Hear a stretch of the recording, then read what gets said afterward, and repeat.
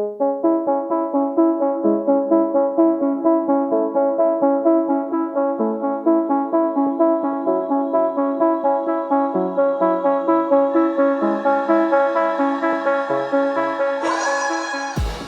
and welcome to the Blackout Podcast, where I get to talk to amazing people who do amazing things. And today I have Ashely Hickey from Enzebra. Thanks for coming to the Blackout today. Thanks for having me. Okay, so what's Enzebra? Enzebra is a business operating system that allows businesses to take all the software that they currently have, throw it out the door, and run their entire business in one application. What does it do? It literally replaces everything from your accounting. If you're a retailer, for example, it takes your accounting, your bookkeeping, procurement, any staff training, any point of sale system, any type of inventory or production management, or your e-commerce, and it runs all of that across every computer in an organization. Or if you're at a retail point of sale, it runs your registers. If you have a website, it runs that. Mm-hmm. If you sell directly to businesses, it would facilitate that as well. So your suppliers, and if you're training or anything like that, it would handle all that. Like traditionally, that would be like people would be looking at, like, say, enterprise, like an Oracle type thing, and that requires way too much money. It's completely inaccessible by small businesses. Mm-hmm. So.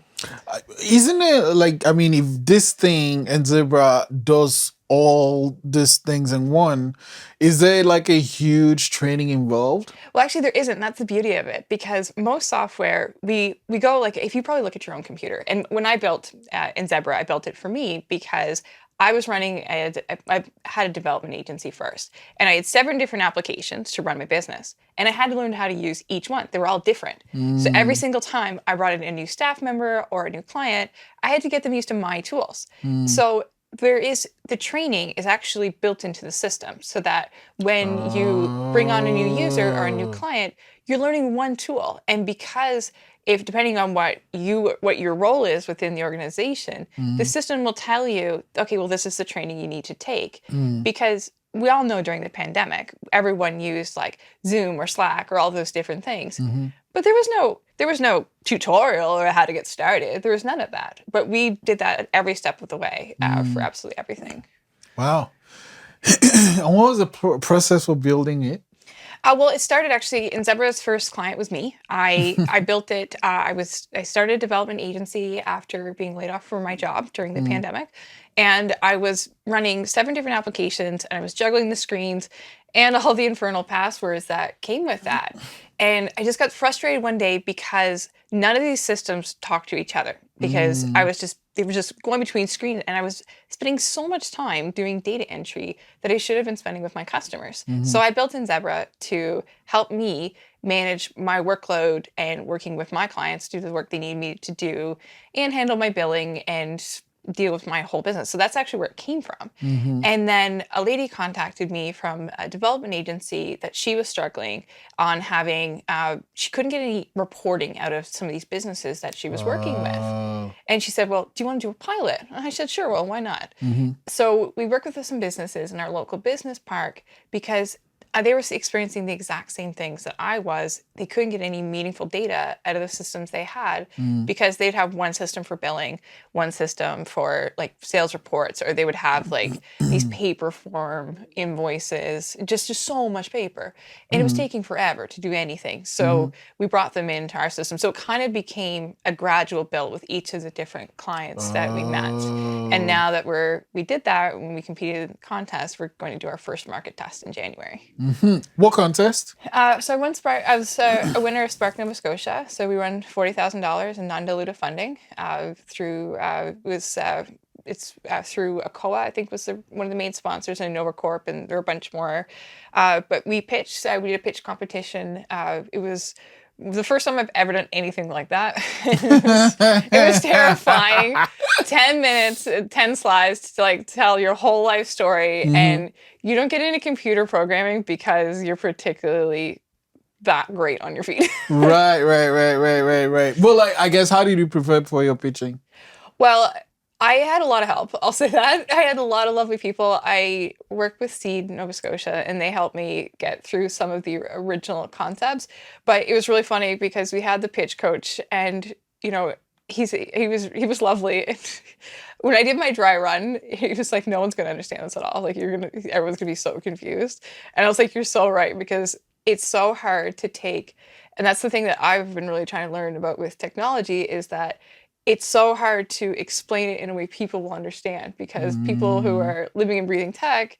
So what I did to prepare was actually, I went to my mom's and my mom told everyone in my family that I wrote instruction manuals for 10 years, because that's the only part of my job she could understand. She had no idea I did like road code or anything like that. She made me sound like the most boring person on earth. So I figured if she could understand my pitch, the judges would definitely get it. So I bored my mom to death for a solid 8 hours. Did she finally get it? She did finally get it. And no one in my family no longer believes I write instruction manuals for a living. And how, like, growing up, is that, like, how did you get into tech? Well, actually, a family member, that's a really great story, because I have an immune condition and I get blood products every 28 days. I was pretty sick as a kid. You get what? It's a blood product, because I'm immune compromised. So I missed a lot of days out of school when I was a kid, and I kind of fell behind a little bit in school sometimes. And a family member brought me a computer, because he said the computers, he was my grandfather, and he said the computers will always be able to do more than I can able to do. So I could use technology.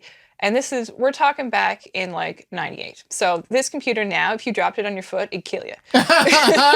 Wait, so you had like it was an old basic and no, this was original Windows. We're talking we're going way back. I think we're Windows 3.1 here. It was original Dell, and ironically, not that actual laptop saved my life when I got hit by a truck as a pedestrian. I'm actually not joking. True story.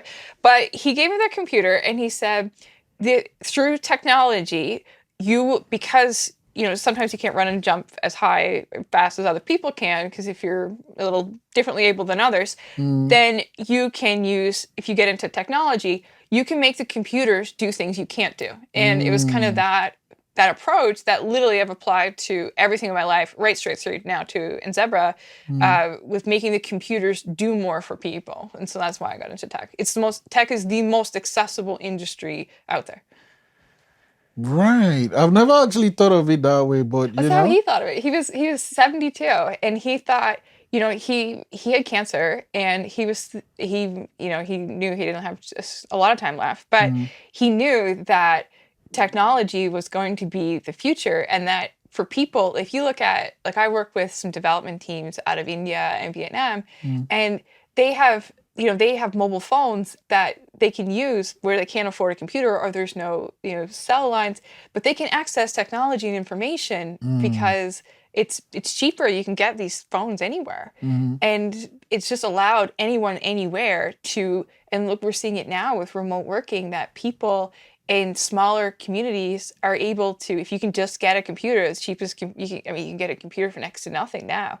You can learn about anything on the internet. The world it's truly worldwide. You can learn about anything. Versus when I grew up, there were party lines when I grew up, and I'm not sure if you know what a party line is. What was that? Okay, a party line is when, before they had like so when there were regular phone lines, right, they didn't have enough, like, you had a number, but they didn't have enough connections to have each house have like the same, like, an independent. So if your neighbor's house rang, you had a slightly different ringtone than your neighbor, but your phone rang every time their phone rang. So how you distinguish the call was that it rang slightly differently if the call was for you. So are you saying, like, if it rang and you picked up, you could hear their call? Oh my God.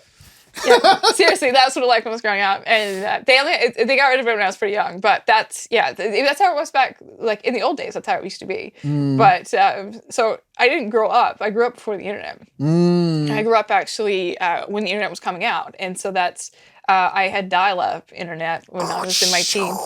Yeah, you get the old sip sounds. And so I grew up through that whole phase of, I had a Palm Trio, and I never did own a BlackBerry. I don't really know why. Why not? Because they're awful. No. Oh, you love your BlackBerries? I mean, you know what? So I was in South Africa when BlackBerry was the thing.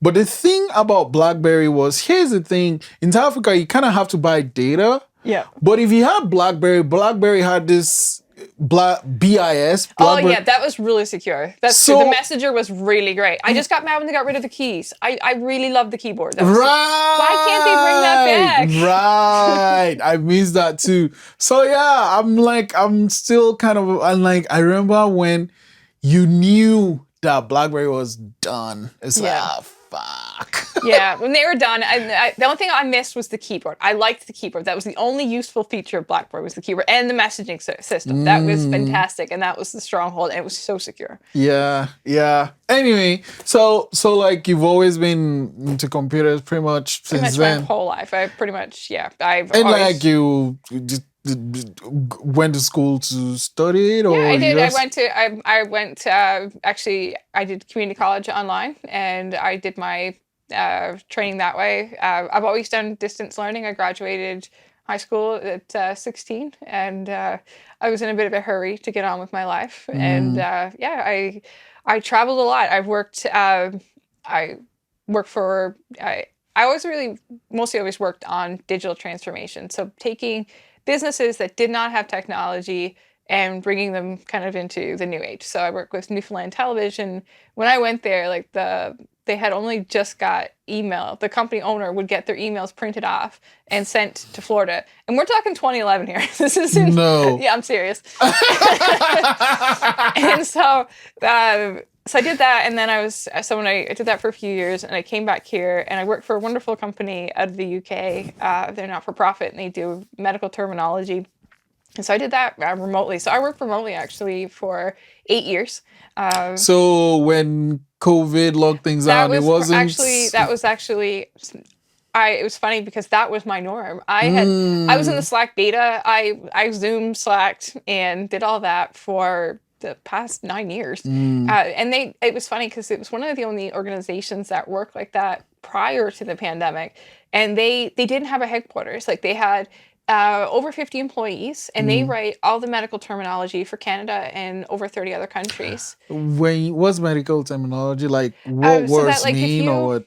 If you go to your doctor and they put in, like, if they put like information into like an electronic health record. So if your doctor's looking up your lab reports or something at your doctor's office, and the information that comes up with those things are. So if you have diabetes or something, that diabetes is a disease of the endocrine system.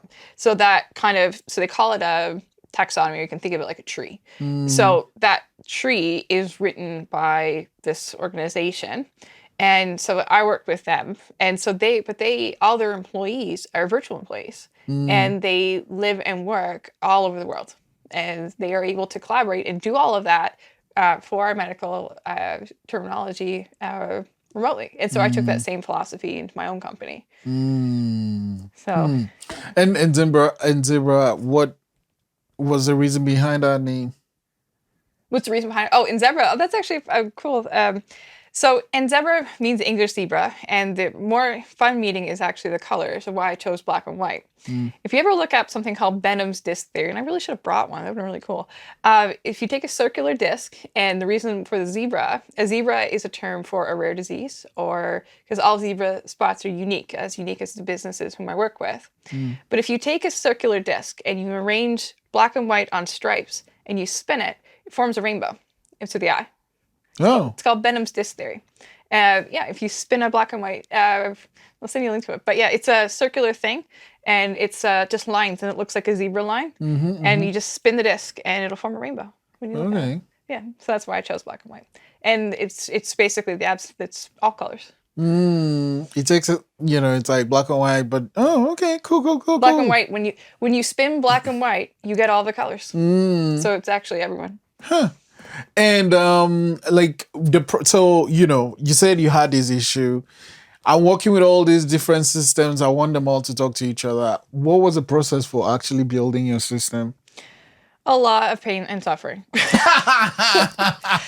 And drawing on walls. Right. And going to there were a lot of businesses that were really kind to me that let me sit in their businesses for 6 months and learn about, my background was medical. My business partner is industrial engineer. So really it was just about spending time. So what my passion is about bringing, it goes way back to my childhood, about accessibility. I'm a big believer.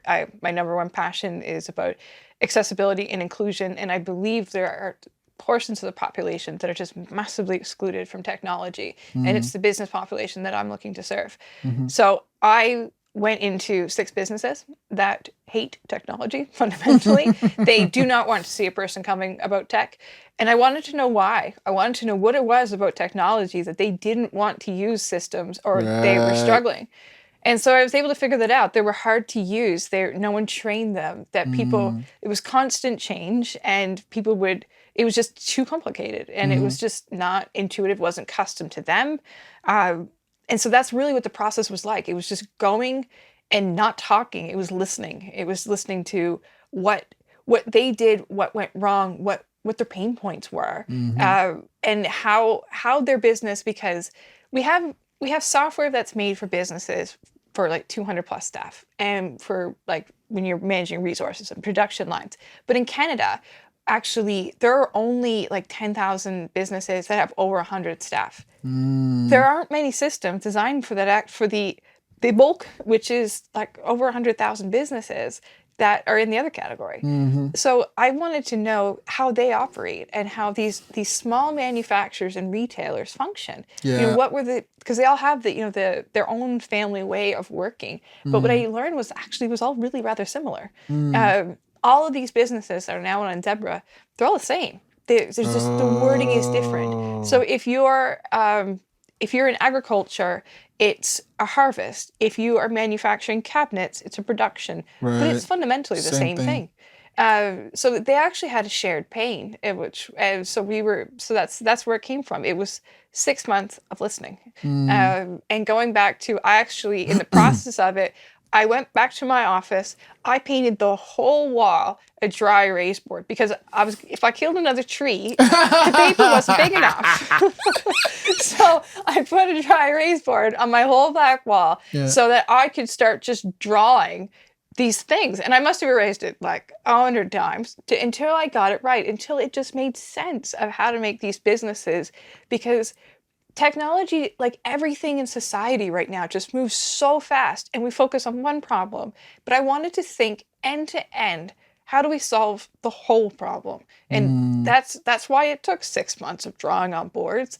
It's because I didn't want to just solve one little problem. I wanted to look at all of the problems, and that's what we did. So, I'm a business. I'm like, oh wow, I love that I can get one thing that does all these things. I reach out to you.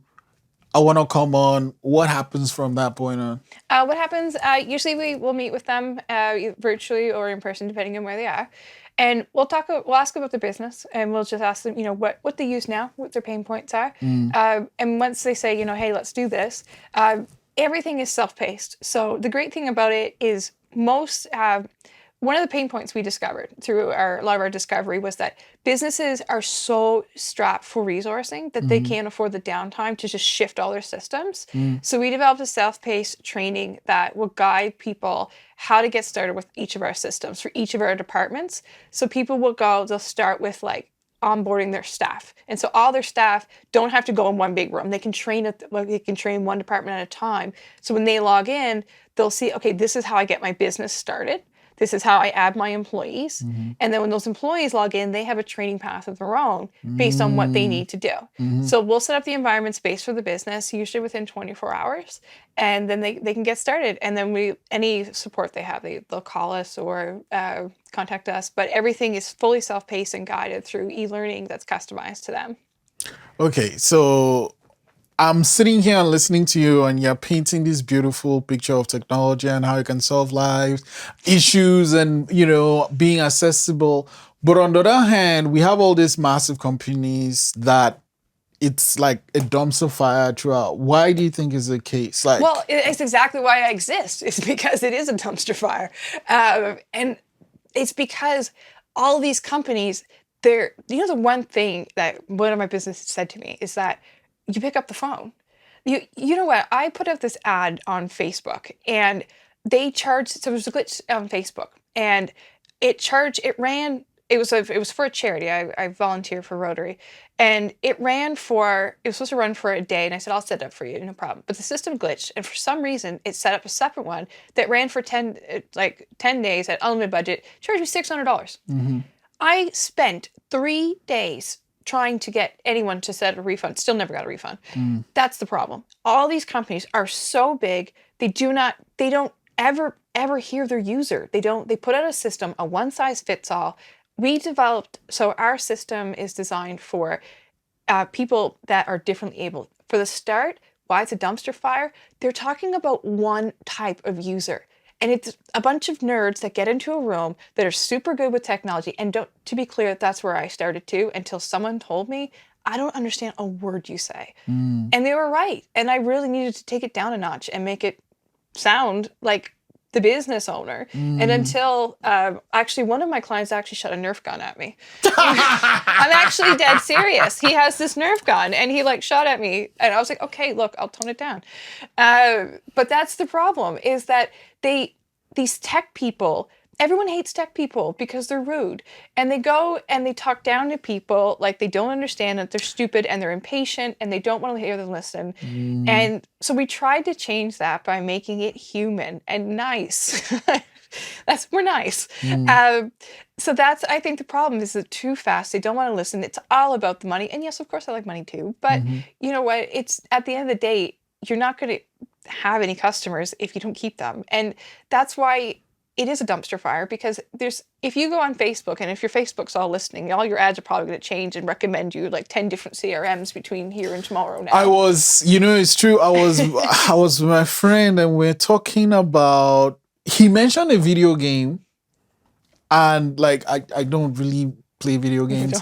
But I remember this very well because he was talking about this video game. It was a radio show. So on my radio show, I had my friend come to talk about video games. And then he just mentioned this video game, and then, we play music, and then I'm going through my phone to while music is playing. And the game he was talking about was on the thing. Up, yeah. And I've never researched games before. It freaked me out. It freaks me out too. No, with technology, I think one of the biggest issues is that people don't think about the user. So if we look at the average age of a computer user, we have young people who are like you and I that we're good with technology. We've grown up with phones, we've used it. But these business owners that are, 40 plus, they don't have the same level of computer ability that we do. And especially when you get into some of the older generations that are staying in roles longer, it's not second nature to them, and they get frustrated with these systems. And because the language means something to us, it doesn't mean something to them. It's not a natural language. The text, why is text so small on everything? So we made different levels of accessibility so that if you have trouble with your eyesight, that it's bigger. If you need bigger boxes to click on because your hands aren't so great. Something as simple as for example, if you're in one of our production modes, we made all of the boxes bigger because people wear gloves. So if they have to touch a screen, they need a bigger clearance than trying to click a little tiny button on a screen. And that's what a lot of the bigger companies don't realize, because they didn't go to, none of the development teams in any of these companies, maybe they did, but I doubt it, go into a small manufacturer in freezing cold and sit on a production floor and listen for a while and see what goes on and see how people are using it, and then design for that.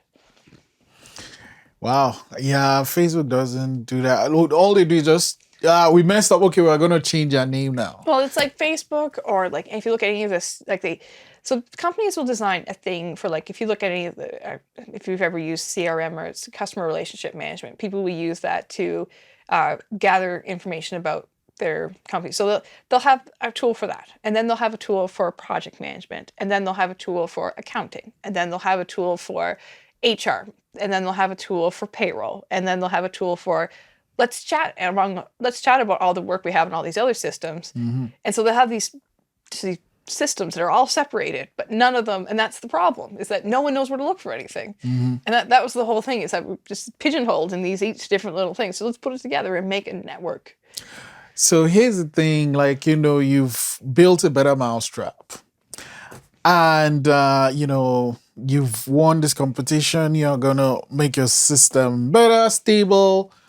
More companies are gonna come in, and you have all these good intentions. What happens when like some, I don't know, uh angel investor is like, we like what you do, and like take all this money and go and do this Actually, thing, and they we want to don't. make you bigger and bigger and bigger? We actually don't plan to take investment at this point. We are in the process of going through a market test. We've identified about 25 companies that, through the competition, the beautiful thing about our infrastructure is that we don't require any additional investment. Right. We were able to secure a sponsorship through AWS, Amazon Web Services. They gave us $10,000 in website. So we've actually transitioned all of our infrastructure over to Canadian data centers.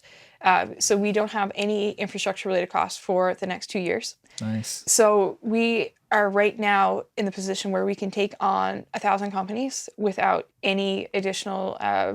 We will need some additional staff, and we will deal with that. But we have generously received the support of National Resource Council, IRAP, to help us with some of our staffing. So we're actually in the position that we do not need someone to dilute our company right now. So yeah, I'm playing devil's advocate Oh here. no, please do. And like, you have all this. I think, with all these people, like they're like you, they're brilliant, they have all these great ideas, and then someone or some It's company mine. just They're not getting it. just dump I this. spent my entire life trying to get away from those companies. Right. The last thing I'm going to be is become one. Right. Okay. That's good to know. So, someone's watching, listening. How can they reach out? Like, if they want to sign up or use Enzebra? Right now, okay, so we are going to do our market test in January. We actually took down our website because we did get bombarded on our wait list. So I want to be part of the market test. By the way, I'm just putting my name out there. absolutely, please do. Okay, so our website will go back up December 15th, but if anyone wants to reach out, we are on all the regular socials of Facebook under Enzebra and LinkedIn, or you can just straight up email me at ashely@enzebra.com. I'm sure my contact information will be at the bottom of this video somewhere. Yeah. But please do reach out. We are taking on, we can take on up to 50 in Q1. We have allocated 30 of those placements right now, but 20 are up for grabs. No, it's 31 now. Okay. Sounds good. Well, so what you built is amazing, and you built it yourself. I did. Now that you're growing, what are the things you consider when you're thinking of the people you bring on your team? Well, actually, right now, the thing I'm considering the most is trying to get people. It is awful trying to get staff right now. I actually, I put out what I desperately need right now is an executive assistant, because until we need to scale further, I want to stay close to technology. And so I do need some help. As we grow people, what we want to think of, we want a team that is unique. I don't want to hire another version of myself. Oh no, I do not. I want to hire different people with different backgrounds, because the whole point of how this got to this is because of conversations with a whole bunch of people that weren't like me. And I want to keep that momentum going. So the biggest thing as we build out our team, we want people from different backgrounds, different age groups, just to have people with unique opinions that aren't afraid to speak up, that can have a conversation about, the things that we're doing and be passionate about what we're doing. So really, fit and personality is pretty much the biggest thing that we're looking for as we build out our team.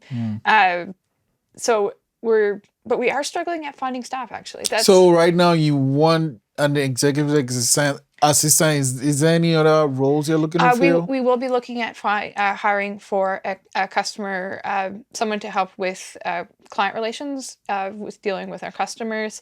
As we have more, I can't deal with everybody all the time. So I need someone to be able to help with that. And then we'll be hiring for technology, so for infrastructure, DevOps, and for PHP developers. Ooh. Yeah. I don't like code. You don't like code? Yeah. What do you like about coding? Client relations. What do I like about code? I don't love code. Like, to be clear, I mean, code is like a means to get something done. I mean, Right. I don't like sing songs of like poetry and lines in my head. You know? Like, this isn't like when I'm coding, like that piano over there. Like, this isn't how this goes in my head. Right. But it's a means to get something done. So look, I would much rather someone else write this than me, and I can get back to like drawing on those boards. But right now, it's so hard in the marketplace to find resources that are because of the pandemic and everything going online. I mean, I've had headhunters try and offer me $210,000 to take a job somewhere else. To poach me. But like with your team, you know, you already kind of have this online, you know, remote work thing. Our workers will be remote. Right. I would like them to be within Nova Scotia because, so I'm kind of modeling a little bit. I had a really wonderful time working with the organization I work for out of the UK. And what they did was they brought everyone together a couple times a year or more often. So I really like the people to be here. I'm looking at space. I actually did a tour of Volta Labs actually yesterday. So I'm looking at getting some kind of office space here in Halifax so that people can work in the office if they want to, or work some level of flexibility from home. But I want the ability for us to be able to meet as a team because you know that team dynamic is important. But I do understand people have lives too, and I want people to be able to be flexible around that. Yeah, I like that. Okay, I want to end with this though. Accessibility is something that has always come up, and like, you know, growing up with your grandfather and having to like get this thing every 28 days and all these medical challenges you faced, that has made accessibility something that's important to you, right? But like, how do you keep that message going in the things you do? Well, it's literally the core of my company. I obviously use a cane, so I'm obviously not going to beat anyone in a race. But it's exactly everything I do is by bringing technology to people and that wouldn't already be able to access it, whether it's because of financial limitations or usability limitations, and bringing the benefits of that to everyone at an affordable cost, then I'm bringing that same accessibility, the same message my grandfather said to me 20 odd years ago. And he said, the computers will always be able to do more than you can, and level that playing field of people that I can't run across a factory, but a person could that uses a cane own a factory because they could communicate with their entire staff and see what's going on their production floors. So it would allow people to stay in their roles, do what they want, and even if they are differently abled, it would allow workers to work from home if they're sick. And that's part of the reason I love tech. If I'm having a bad day, or if I work at the hospital, when I'm there 14 days a year, I take my computer. And that was hard trying to find a job that would allow me to do that. And same thing for if a client was using Enzebra and they had a staff person that was, whether it was dealing with a childcare issue, a health issue, anything, or they have mobility challenges, they could work anywhere, from anywhere, and do anything in any business. And that's, so the core of accessibility is what Enzebra is. It literally is my story in one box. Wow. It's, you know, it's funny. I don't know if you saw it earlier today. There was a rainbow. I didn't. I was probably sleeping. Yeah. Look, my mom has my kids. Okay. When the kids are away, I sleep. But it sure was beautiful. Yeah, it was. And I guess that's what comes to mind when I'm thinking of your company now, because you've explained the name and the black and white becoming a rainbow. What you're doing is really, really important. I'm number 31 on that Awesome. list. Absolutely. Welcome to Team Enzebra. And I'm really appreciate what you do, and it's great that you're taking that message and taking it even further. So thank you for everything you're doing. Thank you for having me here. And thank you for coming. I really appreciate I really enjoyed being here. Thank you.